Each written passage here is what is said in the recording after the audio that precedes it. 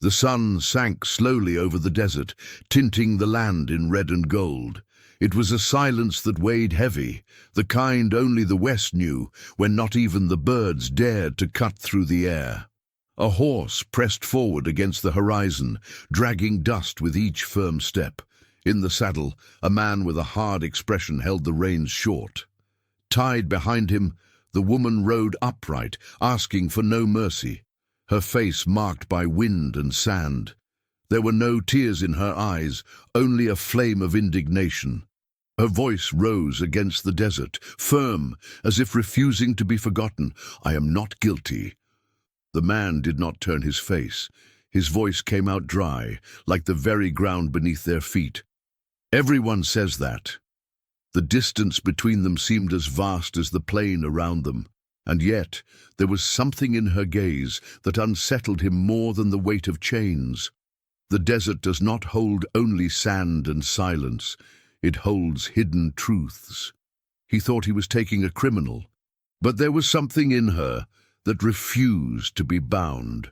Night fell mercilessly over the desert. The cold wind coiled through the rocks, and the small fire crackled as if it were the only voice in the vastness. He sat in silence, sharpening the blade of his knife with slow movements, each spark glinting in his tired eyes. She, across from him, her hands still raw from the ropes, remained upright, watching. The flame lit her face with uneven flashes.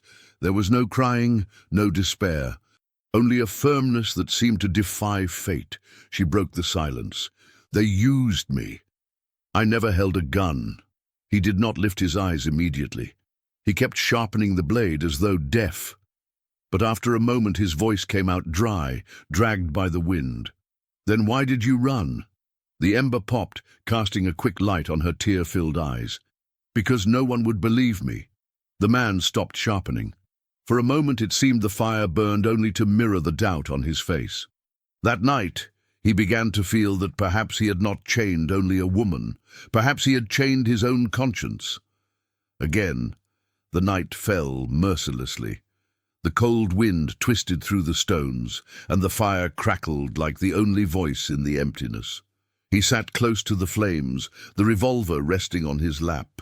With slow, almost ritual movements, he dismantled the weapon piece by piece, cleaning it with a worn cloth. Each metallic click sounded like a reminder. This man lived on precision and trusted iron more than any word. Across from him, still marked by the ropes, she sat upright, watching silently. The fire lit her face in broken flashes. No tears, no despair, only firmness, as though injustice gave her more strength than fear.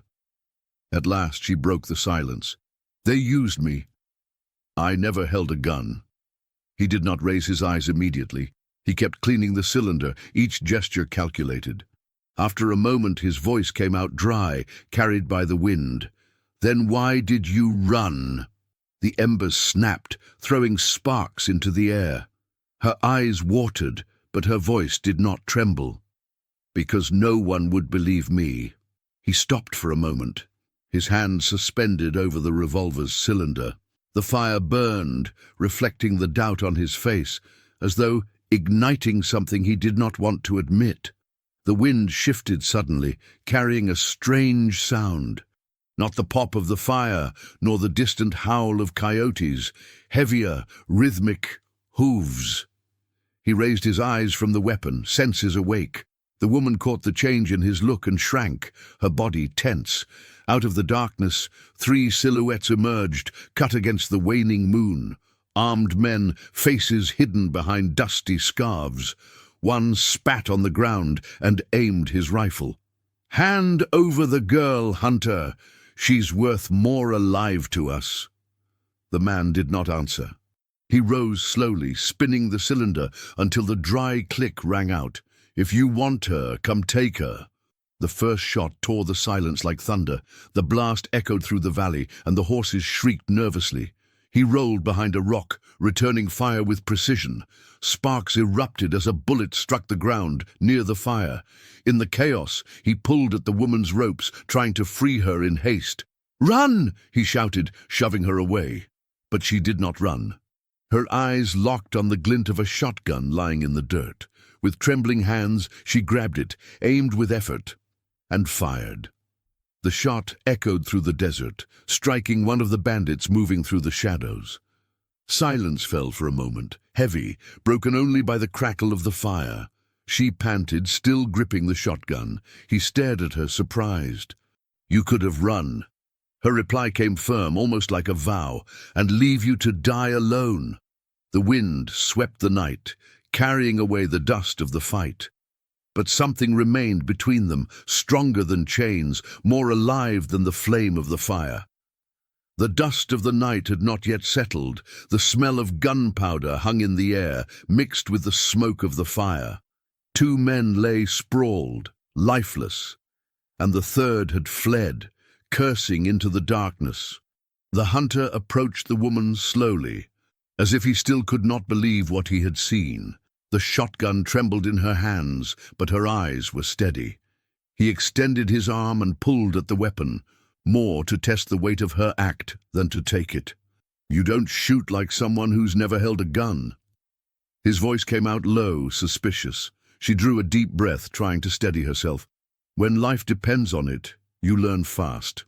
A tense silence followed. He did not answer, only tied up the horse again, dragging the bodies away from the fire. The desert had its own law, and corpses attracted unwanted guests. She watched his every move, the rigidity of his body, the calculated way he handled everything. It wasn't just coldness, it was method, as though he lived in a constant state of war. "They were after me," she said, breaking the silence. "And you think that helps your story of innocence?" He shot back, sarcastic. "I think it shows I'm more valuable alive than dead, and that's what troubles you." He paused, as though her words struck something deeper. Then he moved on, without replying. The dawn passed slow. By the first light of day, he was already up, packing the weapons and stamping out the fire. He mounted the horse and looked at her, still on the ground. "Get up. We have road ahead." She obeyed, but before climbing, she said firmly, "One day you'll have to choose between the reward and the truth." He did not answer, only rode on, and she, still bound, followed. The sun rose burning, announcing that the desert would be stage to far more than a capture. The sun had not yet fully risen, but already burned like embers over the plain. The horse kept a steady pace, raising dust that clung to the skin. The hunter rode ahead, silent as always, and the woman behind him tied to the saddle, but with her head held high, as if refusing to appear defeated. The desert was immense. Hours of nothing, broken only by dry shrubs and bones scattered across the sand. He knew that silence. It was the same silence that announced ambushes. But that morning, what disturbed him most was the sound of her voice echoing in his mind. "One day, you'll have to choose between the reward and the truth." By noon, they reached a small village with dirt streets and wooden buildings already rotting with age. The saloon was the only place alive, with hoarse piano music and drawn-out laughter spilling through the windows. He dismounted, pulling the horse with her, still bound. "Don't make a scene," he muttered before entering. Inside, the air reeked of tobacco and whiskey. Men played cards, and a woman in a red dress wandered between tables, serving glasses. But the saloon fell silent when they noticed the figure of the hunter with his prisoner. A man behind the bar raised his head, grey beard, sharp eyes. Well, if it isn't Kane, always bringing the wrong kind of company. She turned, surprised. "So that's your name, Kane?" He didn't answer. He just led her to a table at the back, away from prying eyes. He ordered whiskey. While he drank, two rough-looking men approached. One leaned on the table, eyeing the woman with a cynical grin. "That one looks like the fugitive everyone's been talking about. Bet she'd fetch more at auction than in a courtroom."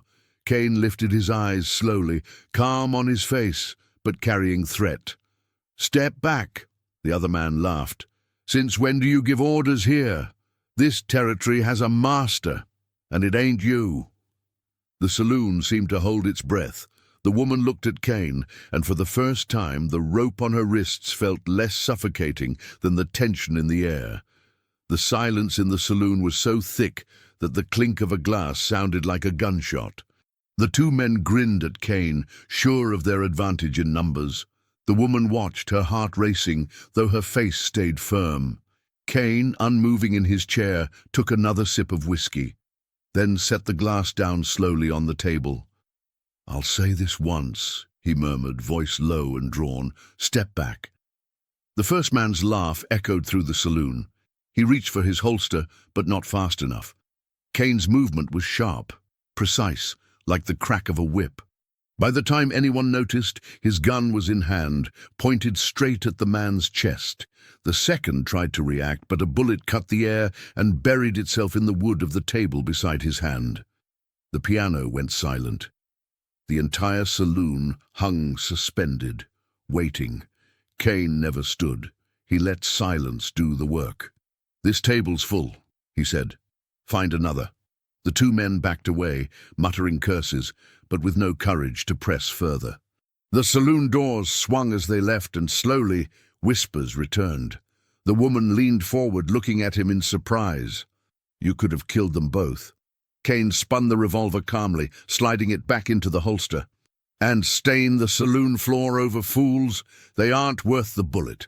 She stared at him a moment, as if trying to decipher him. "You're cold, but not cruel. That confuses me." He looked away, signaling the waitress. He ordered more whiskey, but also bread and dried meat. When the food came, he pushed half toward her. "Eat." She hesitated, but hunger won. As she chewed, she tasted earth and weariness, but also survival. She looked at him again. "Why treat me this way? If you believe I'm guilty, you should treat me like an animal." Kane did not answer immediately. His eyes drifted somewhere far, as if seeing something only he knew. Finally he muttered, "Because I've seen the eyes of the guilty. Yours aren't the same." She lowered her face, surprised by the confession. For the first time, the rope on her wrists felt less heavy. Outside, the wind stirred dust through the streets, and in the back of the saloon, two men watched silently, trading dark looks.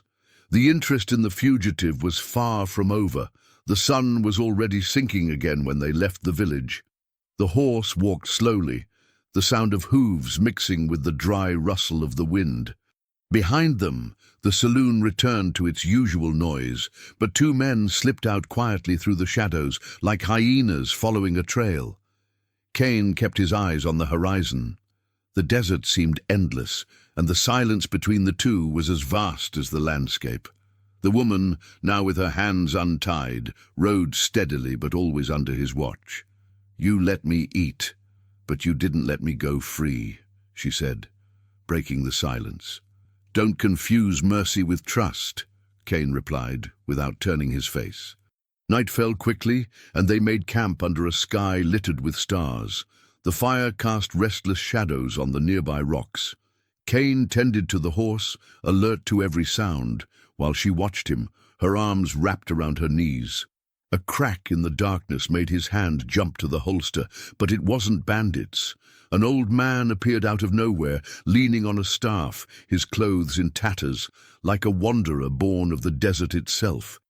Yet his eyes glimmered with an unsettling cunning. "Good evening, travelers," said the old man, grinning toothlessly. "Dangerous road to be walking alone, especially with the company you carry."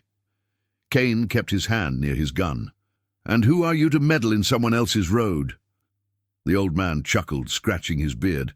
"Just a man who's seen much." Then he turned his gaze to the woman, including her face plastered on more than one wanted poster. "But not every crime they pin on us is really ours, is it, girl?" She shuddered. Kane shot her a sidelong glance, his eyes narrowing. "You know her?" The old man walked slowly to the fire, extending his bony hands to the warmth. "Let's just say I knew the man she's being hunted for." The flames crackled, lighting the woman's face. Pain filled her eyes, as if an entire past had just been dragged out from the shadows.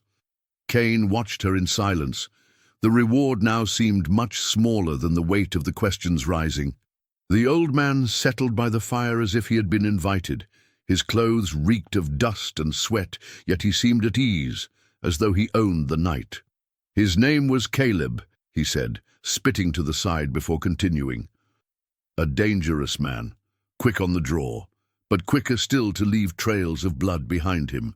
The woman shut her eyes, her breathing short. Kane noticed and didn't let it slip. "Caleb. Is he the reason they're hunting you?" The old man chuckled. "The government wants the heads of anyone who followed Caleb, and she," he jerked his chin toward the woman, "was always at his side." She lifted her head firm, her voice trembling more with anger than fear. "I was never an accomplice. Caleb deceived me, said he needed help, said he was a wronged man. By the time I realized who he truly was, it was too late." Kane remained still, but his eyes burned like coals. "Ah, and why did you run if you had a story like that to tell?" She drew a deep breath, staring into the fire as if searching for strength within it.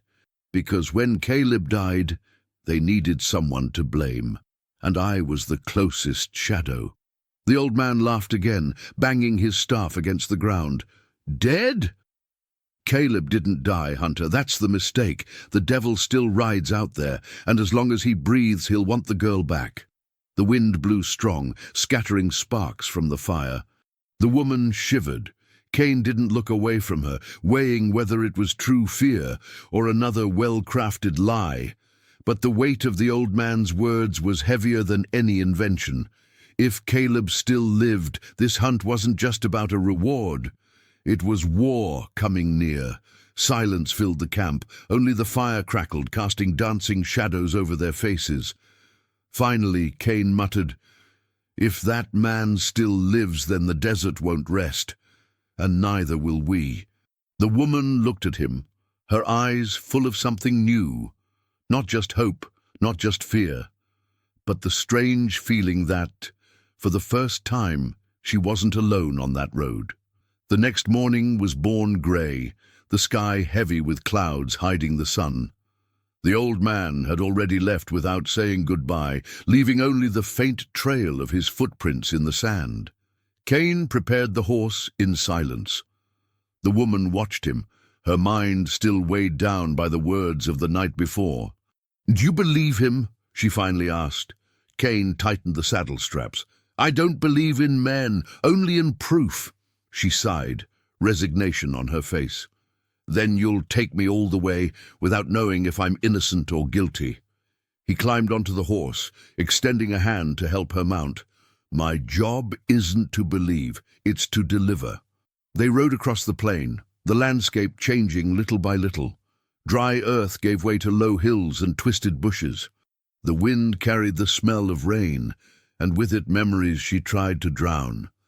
"Caleb promised we would flee to Mexico," she said suddenly, her voice breaking the silence. "He spoke of green lands, where no one would look for us. I believed him, until the night I saw the blood on his hands." Kane didn't reply.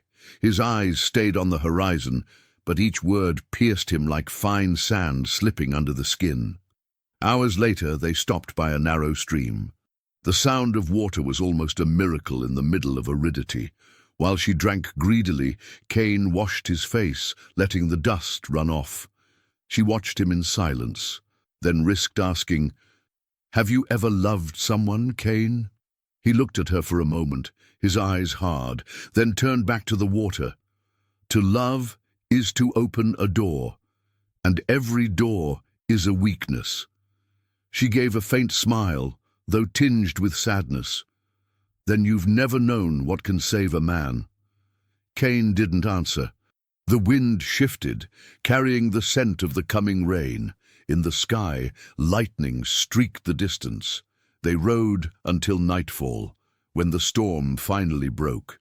They took shelter under a rocky formation, the fire struggling against the wind. Rain pounded the stones like drums, and in that makeshift shelter, the space between them seemed smaller than ever. She looked at him, hair plastered to her face by the rain. "If Caleb still lives," He won't rest until he finds me. And you, she hesitated, her voice low, you're the only one who can keep me alive. Kane gripped the revolver, not out of distrust. The gesture was instinct, an anchor against what he felt growing inside. Don't trust me, girl. Not even I do. But thunder swallowed his words, and her eyes locked onto his, as if searching within that hardness for a trace of truth. The storm had passed, leaving the desert soaked and silent. The rocks still dripped water, and the ground, once dust, was now heavy mud. The next day dawned cold, the wind biting. Kane and the woman moved through a narrow valley, the echo of hooves multiplying each step. He distrusted such passages, high rocks, few exits, a perfect place for an ambush. The premonition proved true. A sharp gunshot broke the silence, striking the ground a few feet from the horse's hooves. The animal reared, terrified. Voices echoed from the cliffs above. "Hand over the woman, Kane!" someone shouted. Caleb pays more than the law. 3 men appeared on the rocks, rifles aimed. 2 more closed the exit behind them. Kane didn't hesitate. He spurred the horse forward, dragging her along. "Stay low!" he barked. Bullets rained down. He fired back quickly, his revolver spitting flame. The whole valley filled with echoes, smoke, and dust. The woman, thrown to the ground, rolled behind a stone for cover. One bandit rushed her with a knife in hand. She grabbed a loose rock and hurled it with force. The man stumbled, and at that instant Kane shot him down. The stench of gunpowder and wet earth mingled with the screams of horses. From above, one of the men shouted, "She belongs to him, Kane! Don't meddle in what you don't understand!"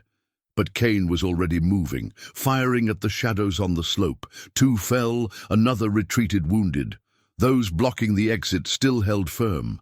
The woman, panting, spotted the shotgun dropped by the first bandit and, recalling the night before, gripped it tight. "Down!" she shouted to Kane. He dove to the ground, and her shot rang out sharp.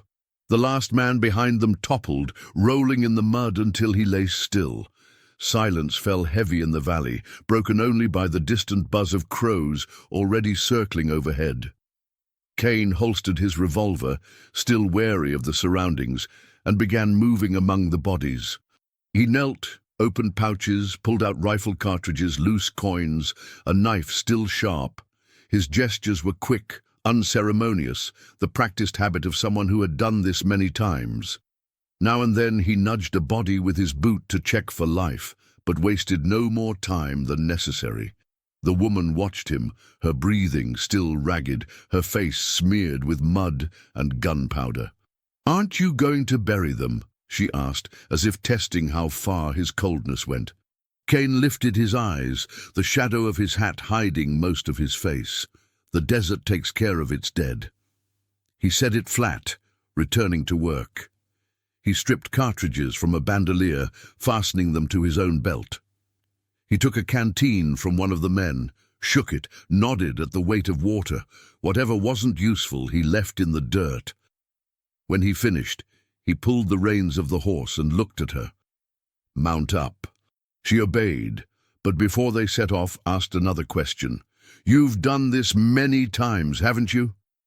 Kane adjusted his holster and spat on the ground. "I'm only alive because I learned not to waste time on those already dead." The wind rose, scattering dust over the abandoned bodies. As they rode off, crows descended in slow circles, claiming what remained. The road opened up before them again, dry dust covering the valley as the sun punished without mercy. The silence between them was thick. Each seemed occupied with their own ghosts. Kane rode with eyes fixed on the horizon. The revolver, now loaded with the dead men's ammunition, weighed against his thigh. She, though still bound by his presence, felt a new weight. Not only the pursuit, but the sense that Caleb surrounded them from all sides, even unseen. By the end of the second day's march, they reached a larger town, a cluster of wood and dust growing around the railway line. There was the clang of a blacksmith, the smell of meat roasting at stalls, voices mixing in gambling, trade, and disorder. At the entrance, an old poster nailed to a post caught her eye. The paper yellowed, torn, but still legible. Her own face stared back, beneath the word, "Wanted." She caught her breath and turned away, but Kane had already seen it. "How long until the gallows if I hand you in here?" he asked quietly, almost a whisper. She bit her lip, staring back at him firmly. "If you hand me over, you'll never know the truth." He didn't reply, but he pulled the reins, leading her straight to the saloon, where he knew only one currency was always traded: information. The saloon was full of miners, cowboys, and drifters. The piano's music was barely audible over the din. Kane entered like a man who knew the place already, slow, steady, not needing to show his gun to be respected. The bartender lifted his eyes, measuring the pair. "Kane." The name came out as part greeting, part warning. "I thought you'd left these parts behind." Kane leaned forward, ordered whiskey. "Just passing through." Then, lower, "I want to hear about Caleb." The saloon noise seemed to dim for an instant. The bartender didn't answer immediately, just wiped the counter with a ragged cloth. Finally, he muttered, "Caleb's alive, and he's gathering men who care nothing for law or price." The woman shivered. Kane downed the whiskey in one go, as if he'd expected the answer. "Where?" he asked. The bartender glanced at her, then back at Kane. "They say up north, near the mountains. But if it's true, no one here dares confirm." Kane sat in silence, the empty glass in his hand. The woman beside him felt her heart race. That name, more alive than ever, loomed closer over the desert like a shadow. While Kane drank in silence, the bartender kept his eyes low but spoke quickly, as if not wanting to be overheard. "Caleb doesn't hide anymore. He walks the mountains like a king. He has men, he has guns, and they say even sheriffs fear him." The woman felt her throat dry. The name cracked like a whip, dragging back memories she wanted buried, the sweet voice that turned into threats, the easy smile that hid fresh blood. Kane set the empty glass on the counter. "How many men?" The bartender sighed. "More than you can face alone. Some say 20, others 50. And new ones keep showing up, because Caleb pays well and promises more." Across the room, two miners stopped laughing and began paying too much attention to the conversation. Kane noticed, but gave no sign. He simply pulled the woman by the arm and led her outside. On the dusty street, she turned to him, eyes wide. "I told you, he won't stop." Kane clenched his jaw, his eyes fixed on the horizon. A man who comes back from the dead always thinks he's immortal. But immortal or not, everyone falls when the bullet finds the right place. Meanwhile, in the northern mountains, Caleb gathered his men around a roaring fire. His scarred face glowed in the flames, and his eyes, once blue and serene, had hardened into steel. "She's alive," he said, his deep voice echoing among the rocks. "And now she rides with Kane, the hunter. That changes nothing. She's mine, always was. And I'll take her back, even if I have to paint the whole desert in blood." The men roared in chorus, guns raised, the firelight flashing on rifles and knives. The mountain night filled with promises of violence. Caleb smiled, and in that smile there was no memory of the man she had once known. Only the wolf remained, hungry and patient. The news spread too fast. By the time Kane and the woman left town, eyes were already tracking their steps, shadows moving behind windows. At dusk, the road narrowed, winding through red stone hills, and that's where Caleb appeared, not like a cornered animal, but like a king in his court. 4 riders came first, clearing the way. Then Caleb himself, astride a black horse, his long coat whipping in the wind. Her heart pounded. It had been years since she'd seen him, yet she recognized him instantly. The scarred face, the pale eyes, and that smile. The same one that once promised the world, and now carried only threat. "Well, well," Caleb drawled, savoring each word. My little bird ran away and found protection in the arms of a hired gun. Kane didn't move. His hand hovered near the holster, but his body was firm, eyes locked on the man before him. If she's with you, it's not protection, it's a death sentence. Caleb's smile widened, cold as a blade. And you think you can judge her? You, who sells lives for coins? He leaned forward in the saddle. We're more alike than you realize, Kane. The difference is, I don't pretend to have honor. The silence grew heavy. The woman's breath quickened, her eyes darting between them, as if watching two worlds about to collide. Caleb raised his hand. His men spread out, closing the circle. I'll be fair, Hunter. Hand her over and you can walk away. She was always mine, and nothing you do will change that. Kane narrowed his eyes, hand steady on the revolver. She's not for sale. The click of a revolver echoed as Caleb drew his weapon. In a blink, the valley erupted in gunfire. Bullets cut the air, horses screamed, dust rose like a curtain. Kane dove to the ground, firing fast, dropping one of Caleb's men. The woman scrambled behind the rocks, clutching the shotgun she still carried from the ambush. Caleb, in the center, shot calmly, like a man certain that time was on his side. "You won't leave here alive, Kane," he shouted, his voice booming through the valley. Kane answered with more lead, felling another rider. But the circle was closing, and he knew he couldn't face Caleb head-on. Not yet. In a flash of decision, he grabbed the woman's hand. "Run!" he growled. Together they disappeared into the rocks, bullets ricocheting behind them. Caleb didn't pursue immediately. He only smiled, dusting his coat, and murmured to his men, "Let them run. The desert will finish the job, and when the sun has dried them out, I'll be waiting." The dust of the ambush had not yet settled when Caleb gathered his surviving men. Two lay dead on the ground, another groaned, wounded, but he showed no emotion. He walked slowly among the bodies, his long coat sweeping the dust like a judge pacing the court. He stopped in front of the wounded man. Bloodied, the man raised pleading eyes. "Boss, help me." Caleb crouched, his gaze cold. A wounded dog only slows the pack, and the dry gunshot silenced the plea. The others swallowed hard, but none dared question. Caleb spun his holster, mounted again on the black horse, and raised his voice. "Listen well. Kane thinks he can defy me, and he spat on the ground as if the memory tasted bitter. She thinks she can deny me." The firelight lit the hardened faces of his men, all attentive. Caleb continued, "We will no longer be lone hunters, nor just a band of raiders. We will be an army. I'll pay double to whoever brings me information, weapons, horses. I want every armed man breathing in this desert under my command." One of the henchmen approached, hesitant. "And Kane, boss? He's not just anyone?" Caleb smiled, but there was no joy in it. "Kane will be the example. I'll hunt him slowly, drain him of every drop of hope until he begs for death. When I'm done, his name will be remembered only as a warning. No one defies Caleb and lives to tell it." The men raised rifles and shouted in chorus. The mountain night shook with their clamor. Meanwhile, far away, Kane and the woman rested in silence, hidden among rocks. Her breath was still quick from the escape.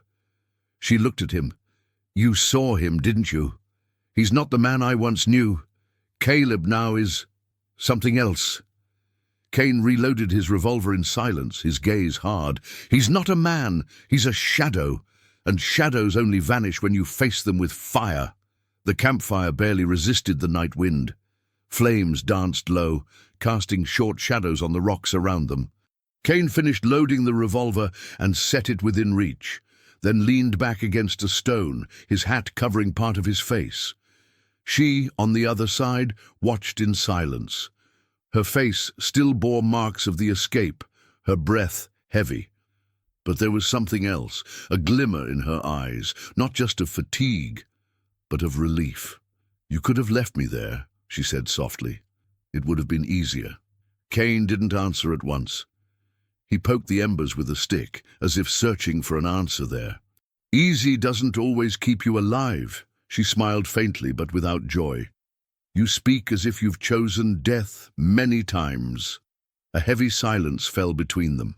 The wind carried the scent of damp earth from the storm past. Finally, Kane lifted his gaze, staring at her. "Death never chooses. It just waits." Her eyes locked on his. For a moment, there were no guns, no ropes, no bounties, only two survivors trying to understand why they were still there. She lowered her eyes, her voice almost a whisper. "Caleb used to say I was the only thing that could bring him back home, that without me, he would lose himself in the desert. I believed him." Kane adjusted his hat, uneasy, and he lost himself anyway. The words were harsh, but not cruel. Across the fire, she closed her eyes, as if the phrase stung, but was needed. Silence returned, but it was no longer the same. There was a different tension now, not just fear. It was as if the desert itself, used to separating, was pushing them closer.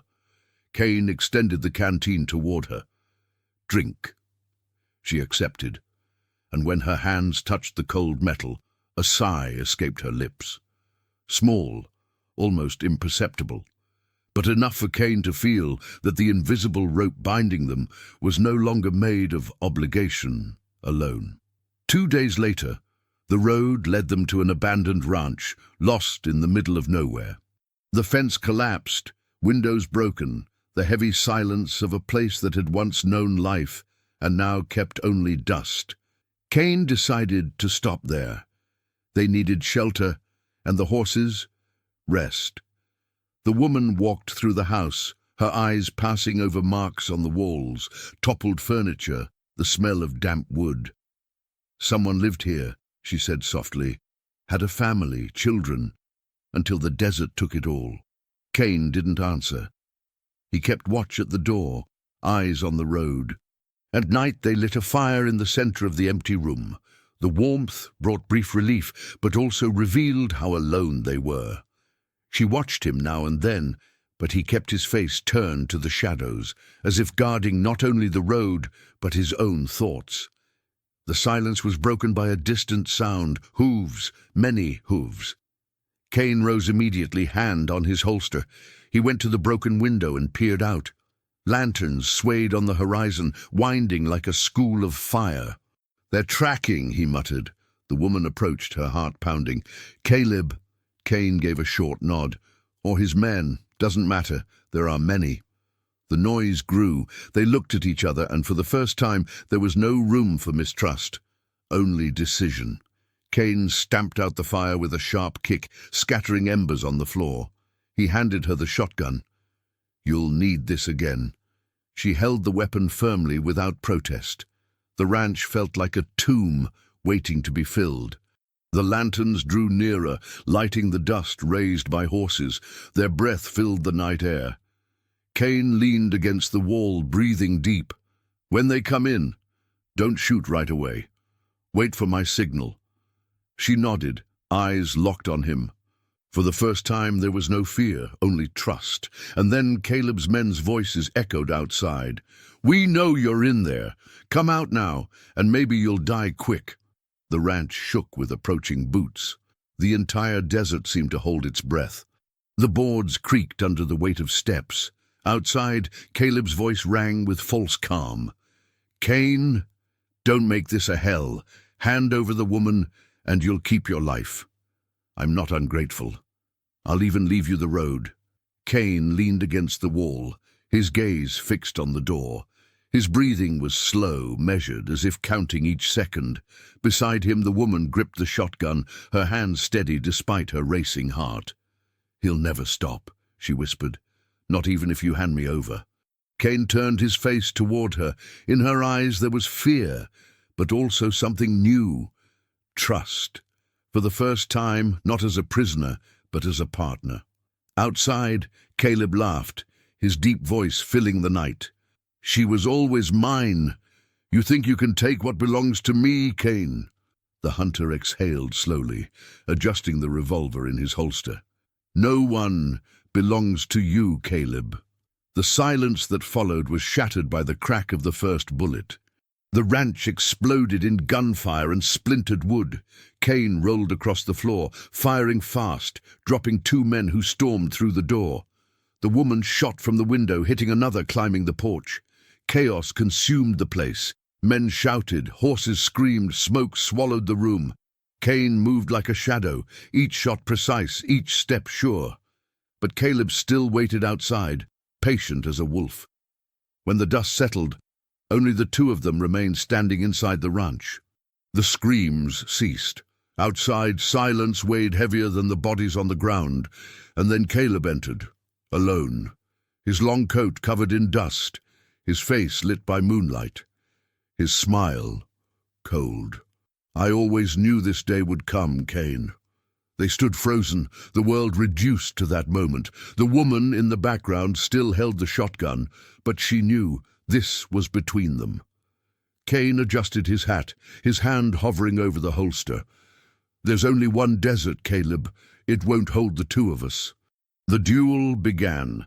The ranch lay in ruins. Boards blown apart by gunfire let in the cold moonlight. Dust still swirled in the air, mixed with the bitter smell of powder. Kane and Caleb faced each other in the middle of the room, motionless. The world seemed to stop, holding its breath. Caleb spoke first, his deep voice dragging. "You know why I always won, Kane. Because I never waited for justice. I take, I kill, I own." Kane didn't answer.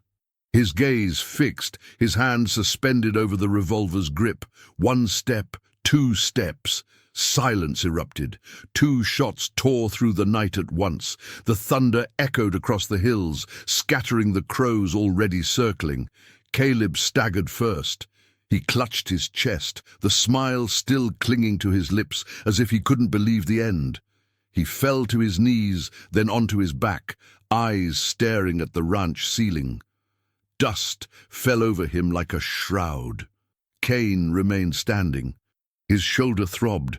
Blood ran down his arm, but he stood firm. He holstered the revolver slowly, as if closing a story. The woman ran to him, eyes brimming. "Kane." He raised his hand, stopping any words. "It's over." Outside, the wind blew hard, sweeping dust over the corpses. The desert had passed its judgment. She drew close, pressing his arm to staunch the blood. For the first time, he didn't push her away. He simply let her. And in the silence that followed, both knew there was no greater reward than the choice he had just made. The sun rose slowly, painting the horizon red and gold. The ranch lay silent, marked only by the traces of the night before. Bullet holes, dried blood, burned ruins. Kane adjusted the saddle on the horse, his arm still wrapped with the strip of cloth she had tied. He moved slowly, but steady, as always. She watched him, her hands still stained with blood, her eyes heavy with something new, not just survival, but choice. "Are you going to take me to the gallows?" she asked, breaking the silence. Kane stopped, reins in hand. He didn't look at her immediately. Then, after a deep breath, "No." Her eyes trembled, confused. "And the bounty?" He lifted his eyes, meeting hers. "It's worth nothing now." The wind swept the open road with dust. Kane mounted his horse, held out his hand to her. For an instant she hesitated, but then she accepted, climbing up behind him. There were no promises, no words of future, only 2 bodies on the same horse, riding together wherever the road would lead. The desert opened before them, vast, endless, merciless. But for the first time, it did not seem so lonely.